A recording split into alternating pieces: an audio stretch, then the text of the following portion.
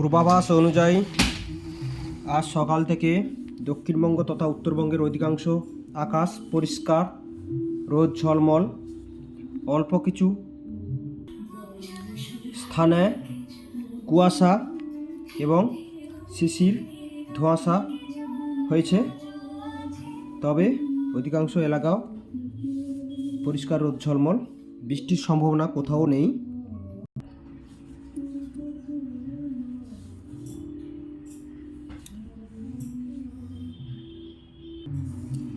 শীতের তীব্রতা বেড়েছে, প্রত্যহ ধীরে ধীরে তাপমাত্রা পতন শুরু হয়েছে, যা আগামী রবিবার সোমবারের দিকে দক্ষিণবঙ্গের তাপমাত্রা 12 থেকে 13, কোথাও কোথাও 11 ডিগ্রি সেন্টিগ্রেডে নেমে যেতে পারে।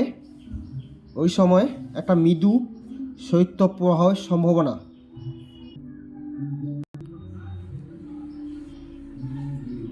আপনারা চিত্রে দেখতে পাচ্ছেন পশ্চিমবঙ্গের কাছাকাছি কোথাও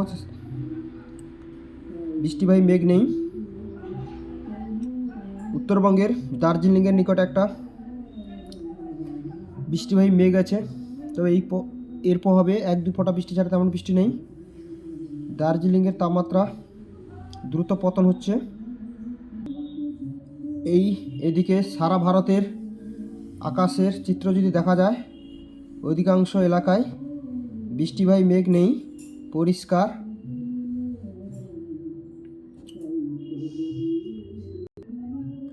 এদিকে আরব সাগরে যে একটা বৃষ্টিবাহী মেঘ বা বজ্রপাতী মেঘ আছে, ওটা সেই ফেঞ্জাল, ঘূর্ণিঝড় ফেঞ্জালের সিস্টেম, যা ধীরে ধীরে আরব সাগরের পশ্চিম দিকে যাচ্ছে এবং আরব সাগরই বিলীন হয়ে যাবে।